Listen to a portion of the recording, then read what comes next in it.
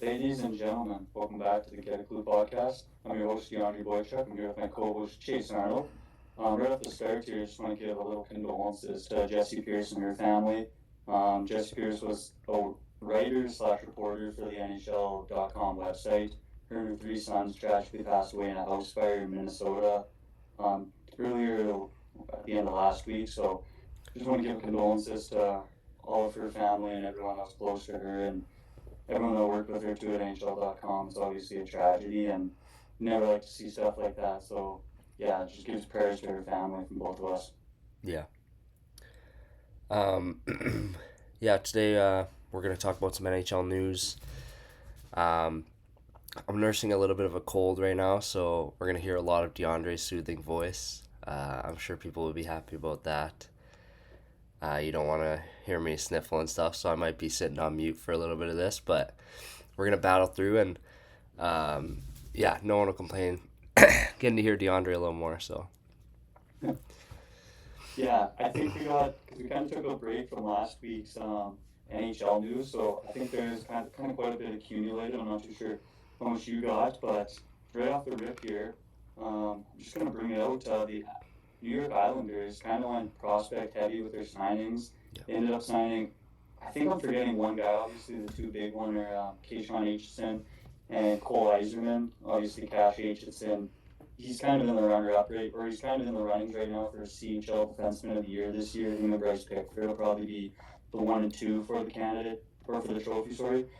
And then Cole Eiserman, obviously, was our first round pick in the 2024 draft, and I'd like to kind of know your thoughts on him. I'm not too high on him, but again, his best quality is scoring, and Yeah. that's the hardest thing to do in the NHL. So if he can figure out like the thing that you kind of hear, that obviously I've never played in the NHL, but just from hearing other interviews and stuff, people always say the hardest thing to do in the NHL, the hardest thing that translates is goal scoring. Like, you see a lot of these good goal scorers scoring at junior and even the AHL level, but it's hard to get it going in the NHL level. So he's played 2 games in Bridgeport, and he hasn't scored or gotten an assist yet. So it'd Yeah. be interesting to see how scoring can translate to the pro level.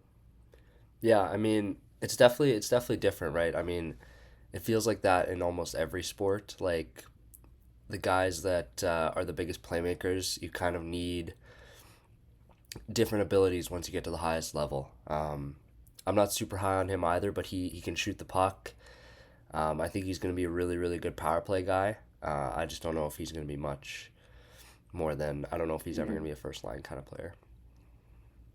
Yeah, no, I agree. I think he's got like a decent ceiling, but I think his floor is like really low. So he's kind of a banger buck player. But Cash Aitchison, I mean, I this top pairing of Matthew Schaefer, and obviously they're both lefties. I don't love it, but I don't think either of them are going to mind playing their right hand, especially Cash. Like, I think most left-handed defensemen can hit harder on the right side anyways. So just the way it crosses over with the way your stick is and everything, the way your body position. But so I think having Caddy is obviously one of the best junior hitters right now. I think having him and Schaefer, just that set of skill, size, and just kind of the fear factor back there, I think they can be a really scary pairing for the Islanders in the future. But he's still raw, and he's got a lot of developing to do still. So Yeah, he's a super fun player. I remember that was one of Montreal's picks, right? They traded for, I think, in the Dobson deal. yes, I think so. I think so. Um, Yes, and yeah, I thought they did it really was good either in that that or draft. Eklund. Yeah. Um, and then yeah, I like him. He hits hard. He's a scary guy. He's kind of like the new Dustin Bufflin almost. Mm-hmm. Just throws the body around, and yeah, he's gonna be awesome in New York. Yeah, I couldn't agree more. Yeah, while we're talking about prospects, just got a couple more that signed here. Obviously, there's a lot of prospects that we could talk about signing this week, but I just kind of highlight the big ones. Super exciting tonight. Antoine Frandel is going to make his NHL debut with Chicago Blackhawks. He's going to be playing alongside Connor Bedard. Tough week for me in fantasy. I did good week. I finished one, but I got a bye week this week, so probably would have been somebody that I picked up just because I think he's going to play well. I think him and Bedard's chemistry is going to click pretty good. He put up good SHL numbers, so yeah, I think it's super exciting for him coming over. And what kind of immediate impact do you think he can make on this Blackhawks team in the last 20 games, or I guess the last 11 games or so now? Yeah, this is just a preview for next year. I think. I don't know. I don't know. I don't think he's gonna do great. I mean, it's his first kind of stint in the NHL. No one ever goes out there and just dominates first play of the game. But I think we know what he's gonna be. I think we both kind of think he's gonna be a really good player, and I think this is just a tryout. Just go out there, get a feel for the game. They're probably not gonna win much. Tank for Gavin McKenna, and then next year that's your first line.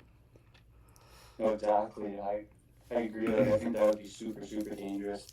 Well, I just want to keep the prospect talk rolling at you because there was some big signings, big debuts and stuff.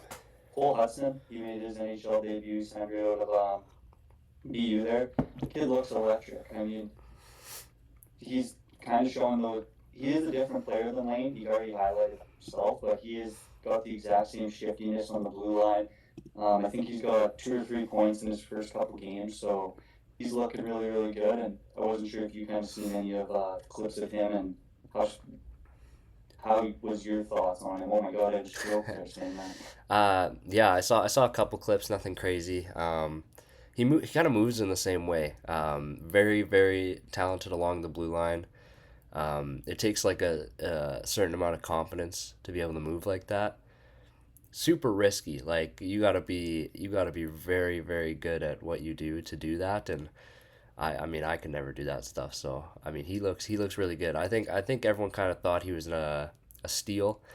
Um, where he got drafted.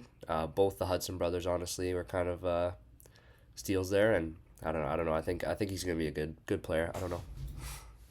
Yeah, I never understand like watching those two skate, even Kale McCarr and Quinn Hughes too. Like obviously, then like I don't understand how they can go back. It's like they're like playing ping pong on I their know. edges at the blue line, and then they go one way. It's like, yeah, it's crazy to watch. Just the last couple prospects I want to throw out here at you that have signed.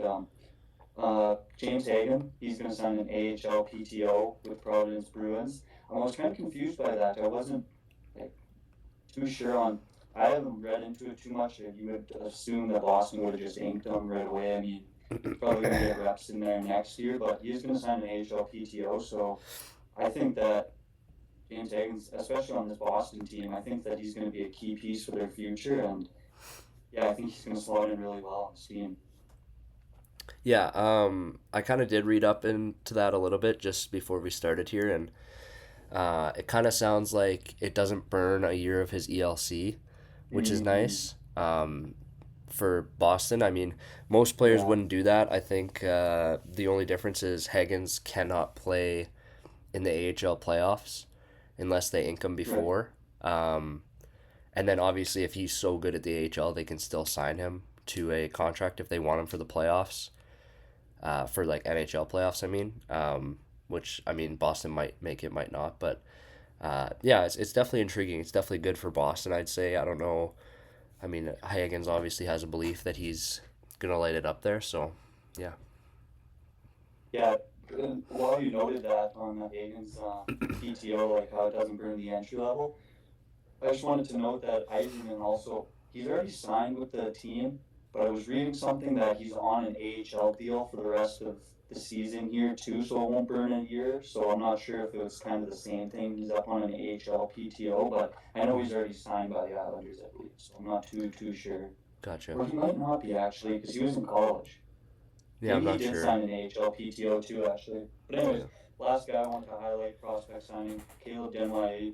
yeah. He's gonna make his way to Utah. I was a little surprised that this was the first signing of the three. I don't know if Tej is signed yet. I think he might be, but I thought no, yeah, I don't think Bourgoin signed. So I thought Bourgoin might get a contract here, kind of around the same time that Cash got one. But I think Denway is going to be a player. I think I was kind of doing some hypothesizing on it. Do you think that people are scared of the QMJHL players a little bit more since the Alexei Lafreniere draft? Yeah.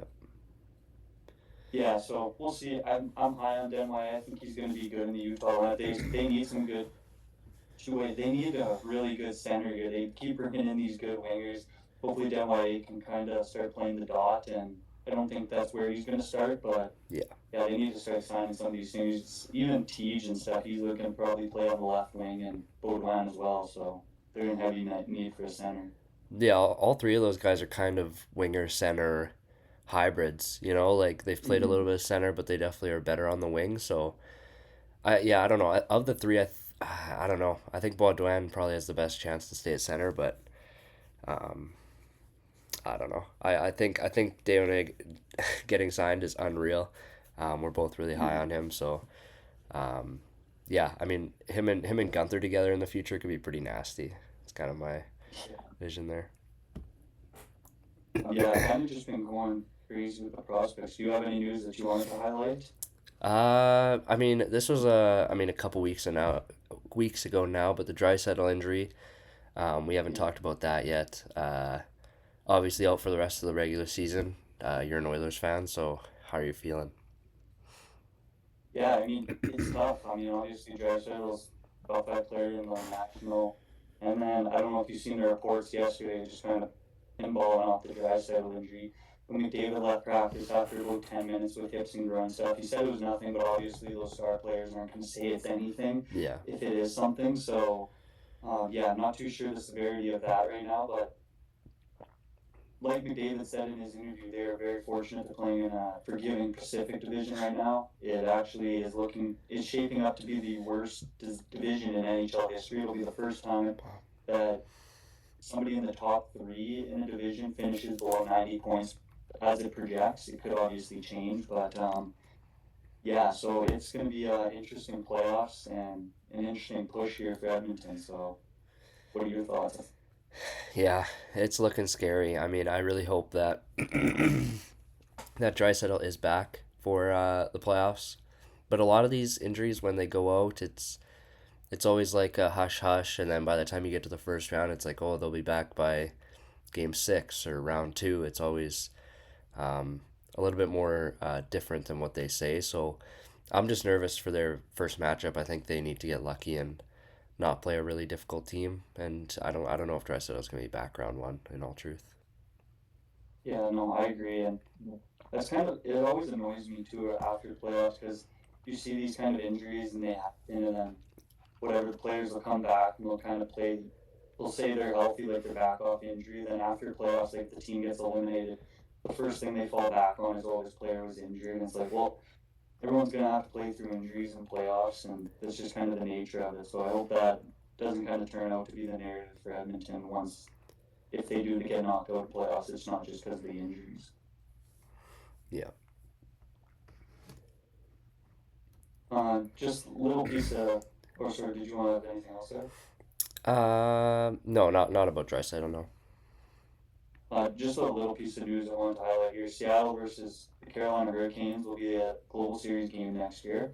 Just thought that was kind of cool. They're going to be playing in Finland. Lots of Finns on both those teams, obviously. So that'll be interesting. The next big piece of news, real big piece of news, I think, kind of working its way around the NHL right now that I want to ask you about. Is Nikita Kucherov finally going to take the front runner for the Hart Trophy this year? Is he's kind of been on this like historic tear since he's put up the most points in like whatever is like a 60 game span since Mario Lemieux. He's looking unbelievable right now. Do you think he's now the front runner for the Hart Trophy? Yeah, I mean, it's so tight. It's Especially so tight. especially like with how bad Edmonton's been this year and how good Tampa Bay has been this year. I think maybe the next, even Colorado's kind of hasn't looked great since the new year. They've kind of looked like a meh team. So yeah, I mean, it kind of opens the door, I think, for Celebrini and Kucherov. Yeah, yeah. He might be the front runner right now. It's crazy to say, but I don't know. By the end of the season, it's really going to come down to the wire, and he might be the guy. He might be the one that gets it. And yeah, I agree with everything that you said right there. It's just it's gonna be a tight one. Yeah, it's crazy that like he's gonna end up with three straight 120 plus point seasons, which is just absurd. Yeah. So definitely doesn't get talked about enough. But like I kind of highlighted, another little question I want to ask you: this Colorado Avalanche kind of been mess since kind of since the Olympics, even since post New Year's here. Do you think that means it's the Dallas Stars year? Do you think it's really going to open up the doors for them? And yeah, well, obviously they're dangerous, second best team in the league. Do you think that this is they've obviously kind of been trying to get over that hump for the last kind of years. They feel like the Carolina Hurricanes of the Western Conference, and Yeah. Colorado kind of in a little bit of a slump they are. Do you think they're going to pick it up and continue their dominance in playoffs, or do you think Dallas is going to take over? Yeah, it's crazy to see like the success Dallas has had without Tyler Seguin too. I think that is under talked about how good they've been without one of their better players, and um, yeah, I mean I'm still taking Colorado personally, but it's hard, right? It's hard to be the best team every single game of the entire season. Guys get burnt out when you're trying to never ever lose. I mean, you never try to lose, but when you got something extra to go for there in Colorado, you kind of know you have to win these games. You definitely get burnt out, and I mean, I still think they're the best team in the league, and I mean, them and Dallas is gonna be a sweet matchup in that quarterfinal game. Yeah, I agree. And I would like to see Dallas. Honestly, it would be sweet to see Dallas get to at least to the Cup Finals, even Yeah, and win it. I think it. They got a lot of players on that team I like, so yeah, I think it would be. I think a really cool matchup would be a Dallas Buffalo Finals. ooh, that would that So would be random. intriguing. Yeah, Do you have any news that you wanted to bring up? yeah. I got the Greer hearing. Just wanted to touch on that. I wanted to know what you thought about that hit or push, and how you felt about the 3 game sus that he got. Yeah, I mean it was a pretty greasy hit. So it was a bit away from the boards, kind of just directly in the numbers. I mean, I don't know. I don't know if Greer has any history with suspensions or kind of dirty play stuff like that, but yeah, I mean that's about as dangerous of a hit as it can get. Like those couple feet off the boards, where players really hard to get your head into a good position. I mean, no matter how you land, your neck's going to kind of come up or it has to go down. So Yeah, yeah, I mean, I think that maybe you could like, who is it that just got the 5 games there? Gudas yeah, for the knee, and then like I don't know, I kind of think that that play is a little bit more dangerous. Obviously, I don't know the severity of Zari's injury. I haven't heard anything yet, but yeah, I mean, I think it was kind of on par with that. So I thought it was going to be at least 5, but yeah, yeah. I think the biggest thing with Gudis too is he's a repeat offender. that's I mean, valid. I think Greer has a couple suspensions, but Gudis might be the most suspended player in the league. So yeah, I mean, 3 games, it's tough. Like, I remember when I first saw it, it was like, wow, he's gonna get suspended. Like, I didn't think it looked that bad, like first look. But as you see the replays and stuff, like, there's nothing else but intent to injure there, to be honest. Even if he didn't like lay him out, or there's just no point in pushing a guy as hard as you can when he's going full tilt towards the boards. So yeah, I think 3 games is fair. Yeah, it's going to be interesting to see. I mean, they're really cracking down on these players for the dirty plays, which I like. Everyone seems to be upset about the games and stuff. They think they should get more, but I think it's a good starting point. Just cracking down on these guys. Yeah, no, totally. Did you have another piece of news that you wanted to talk Uh, about? I got, I Or got, question? yeah, I got one more injury before Yep. I got a little bit later, but I got Anthony Stolars. I'm not sure if you saw that injury in warmups to William Nylander. That was Keep your insane. chin tucked. Yeah, I just thought that was not funny, but intriguing to talk about. I mean, man, that was something. That, Like I've never that's, seen that. that's, that's coaches preaching like 101. That's like, don't shoot the bully's head in warmups. You Yeah, hear it since you're 6 years old. And yeah, I mean, that just defines Toronto hockey this year. I think, like, yeah, yeah, it was crazy to say the least. Like, I don't know if it got away from Willie or what, but I think he's okay from what I heard. yeah. I think he's fine. Uh, little news thing I wanted to highlight here. Alexander Ovechkin. What a stud the Big O is. He's going to be the second player to ever end up with 1,000 career NHL goals. That's playoffs and regular season combined. That's just insane. 1,000 NHL goals. Like, yeah, I don't know. It's just, it doesn't even seem real to even say, let alone kind of ponder about. But Yeah, it's been amazing. I hated this guy growing up. Now I respect him. I think that's just kind of a trend with those players. But even Sid, I wasn't a huge Sid fan growing up, but obviously now come to respect what he's done for the game and everything. And yeah, it's awesome to see Ovechkin. I thought it was kind of interesting too. Cole Hudson got his first career NHL assist on Ovechkin's 1,000th career NHL Dang, goal. that's actually So that's crazy. a yeah, that's a pretty cool puck. So obviously Ovechkin's gonna get it. They're not gonna split it or anything like that, but it's a cool historic puck if Hudson ends up being like a Hall of Fame NHL defenseman. Yeah, that's insane. Actually, I didn't know that. Um, Yeah, it's pretty funny. I feel like lots of people have had their first assists with Ovechkin. If I were to guess, honestly.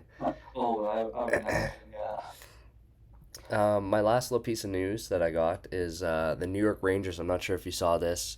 They had 9 shots in a game the other night. I mean, the tank is on. This team is terrible, and they don't even look that bad. I mean, you look at some of the pieces on their team. They're like 9 shots in a period or in Yeah, a game. In a game. I think they had four after two. That's ridiculous. Yeah, How do you get beat down yeah. that bad? I don't even know who are they playing. Was it? I swear it was a bad team. Ottawa. Oh, okay. Yeah, I knew it was a Canadian team. I thought it was Vancouver, but yeah, Ottawa. That's right. I mean, dude, what is going on in New I guess York? yeah, it was an absolute joke. Like they put James Reimer in net to Ottawa too, and he must have been so bored sitting back there. Um, Obviously too in that game yesterday, really big news actually for Ottawa. They're going to lose Thomas Chabot for some time here, and they're in. If you look at the standings, they're in an absolute push for that last wildcard spot. In their next game on their schedule, if anyone keeps up with Ottawa hockey in the pod, they play the Detroit Red Wings, who they have the same games in the standings. Detroit has a 1 point lead, so there's not a time for them that they wanted to lose Thomas Chabot, but I think they lost somebody else too. Not as important of a piece, but yeah, just horrible timing for Ottawa with the push that they're going in, and obviously a big divisional game coming up. So Yeah, yeah, Detroit's been on a little bit of a down streak here. It's definitely tough. I mean, they were at the top of the division not too long ago, and I mean Buffalo's just been so good. But what else are you supposed to do? Buffalo might win the East. I know. Um, I got a question for you. This season alone, do you think Cole Caulfield has earned the title of the best goal scorer in the league? Oh Most goals man, in this, yeah, most goals without a power or without an empty net goal so yeah, far. I He saw scores that. from everywhere. I mean, I would probably say yes this year. Like obviously he doesn't have the most goals. I think he's two behind McKinnon, but Yeah, McKinnon has 5 or 6 empty netters. I think this season, I think Cole Caulfield is taking the like just for this season purely. I'm not saying he's the best goal scorer in the league. I'm just saying for this season, I think yeah, Cole Caulfield's taking the title. I'd like to see him win the Rocket too, honestly. yeah. I mean, I watched his game. What would that have been? 3 4 nights ago, he had a hat trick. And I mean, yeah, he did not make the Olympic team. Just a reminder. Just insane. He's so good, so good. His passion for the game too. I love a guy that just like wants to win above all. Like, and you can tell he's a guy that wants to win. He doesn't do any of the bullshit. Like he's all for it. I mean, he's in every scrum. I mean, I really like it. I mean, I think yeah, I'd give it to him. I think he is the best goal scorer this season. Just purely off goal scoring too. I mean, just shot and everything. Like I think he has one of the best shots in the league. I think that was known, but yeah, I'd give it to him this year. Yeah, it's crazy how quick he can get the puck off his stick from like all these different angles. Yeah. And I don't know, you don't need to give him much now. Like even I think it might have been the hat-trick goal that he scored in that game. He just went short side bunk upstairs. It was absolutely sick. So I don't know if that was the hat trick one. Actually, the hat trick might have came on the pass across on the 2-on-1, but Yeah, I think so. I think you're yeah, right. the short side bunk goal was absolutely nasty. Do you have any other news stories? No, I do have a get a clue quiz for you. Just one question, Oh shit! but Okay, if let's you're done with go. your news, if you're done with your news, I'll hit you with it. I got just one last little thing for you. I just wanted to. It's just more so a question, more so than news. Um, last kind of went into the wire last 10, 11 games here. I guess maybe a little more, maybe say last 13 to 11 games here in the regular season. Is there any team that is not in the playoff picture right now that you think will for surely get into the playoffs? Let me just look at the standings really quick. Yeah, Um, mine is going to be Detroit, yeah, they better make the but playoffs. that one, that one's kind of an obvious one because they're like right on the cusp. Yeah. You know what? This is honestly, this is what I think. I think Detroit and Ottawa get in, and I think Boston and the Islanders drop out. Um, Ooh, I like it. Islanders have been cold as of late. They're 5-5 in their last 10. Detroit's been worse than that, but we don't have to get into it. um, but yeah, I think that's gonna be my two, and then even on the other side, I think Nashville's in. Man, I think San Jose could make a sneaky push as that last wildcard team. Yeah, that was going to be my prediction in the West as well. So I think San Jose is going to knock out Nashville. But I think it's going to be Utah and San Jose in that wild card. I like that. Are you ready for your get a clue quiz? I'm nervous. I got one question. This is super super obscure. This is like if you know this, I would be very shocked. So there's no pressure here. Um, Okay. it's more like once you don't know it, I can tell you, and it's fascinating. Who is the only player to win the Kelly Cup, Calder Cup, and Stanley Cup? So ECHL Cup, AHL Cup, and Stanley Cup in their career. There's only one player to ever do it. Is it Logan Thompson? No. Oh, I know he was down with South Carolina Stingrays. Is it a current player? No, he does not play. Okay. Here, I will. I'll just make sure. I'm pretty positive he's pretty old. He's 40. So no. What's the get a clue? This is um, tough. the get a clue is he won the Stanley Cup with Washington. He spent Oh boy. almost his whole career in Washington. He in his later years he spent a few years with Vancouver and a couple games with Arizona. Oh boy. Huh. It's that this is not an easy one. Oh. Really not an easy one. I'm trying to think what other Like hints I can give you. when you say Arizona, like that was at the end of his career. He wasn't in his prime there. No, no. So this is like not a high level player. Hmm.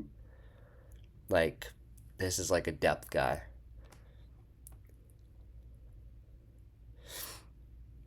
Really tough. Really I'm tough. gonna, I'm gonna guess.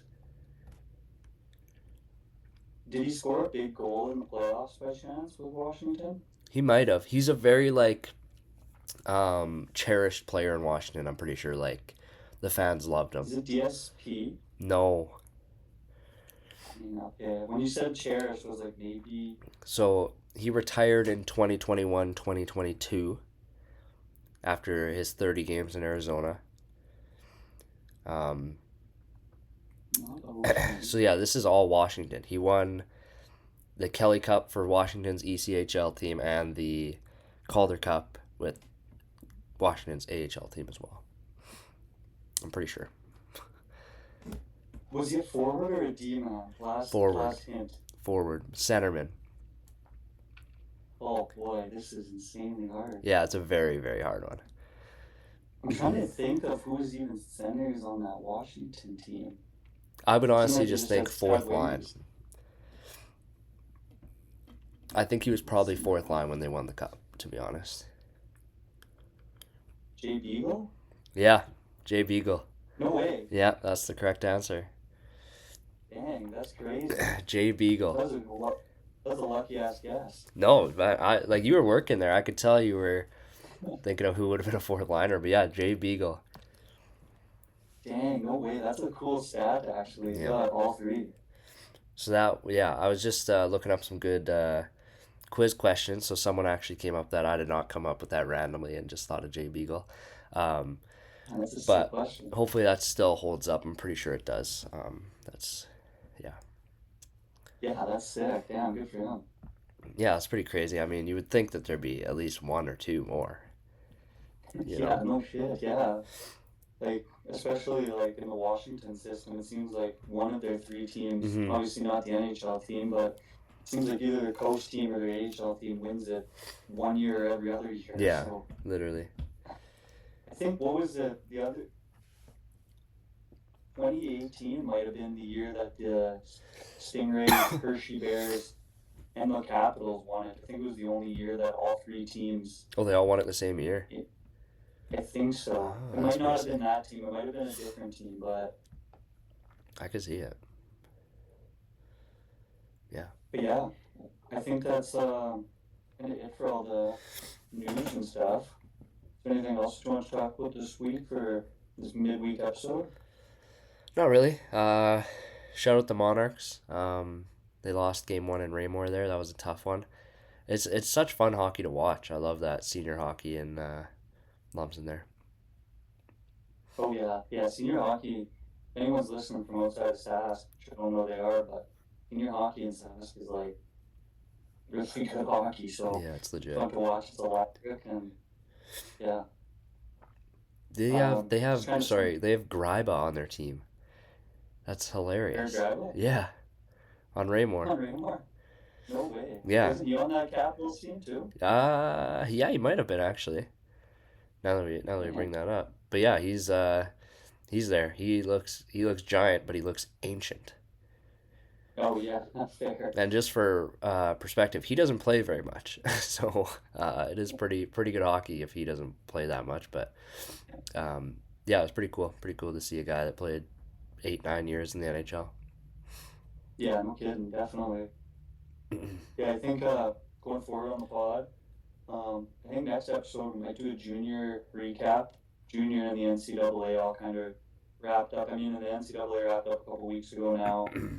They're kind of in the college tournament and stuff. So, but junior, obviously the whole CHL they just finished up. So, be interested to highlight some of the draft prospects going into it and just some of the better news that happened this year is crazy interesting from all three leagues. I think lots to talk about. So if you guys are going to be interested in that, please tune in next episode too. Um, yeah, for the whole junior highlights, and we still have some big guests coming up here in the future. Obviously, all the seasons are kind of wrapping up and stuff now. So post playoffs here, once some leagues start finishing up and some players come back, yeah, we got some interesting guests. So don't want to give too much away, but Yeah, I yeah, think I stay think we tuned got for what, three that. lined Well, up. Three of yeah, them. four I think. Four. Oh shoot, we are gonna be busy. Yeah, those I'll expect those. I'm gonna go into finals here too, mid-April. So expect expect them kind of around then. We'll have I'll be off of school a little more time. So yeah, anything that you wanted to know, Chase? No, that's all I got. That's all I got. Sorry for the sniffles and the odd cough No, here and you're here. good. Next episode, hopefully, I am primed and I'm gonna be yelling. Yeah, please like, subscribe, follow, share, do what you got to do on here. Yeah, help us out. You know what to do. Till next time, Get a clue. get a clue.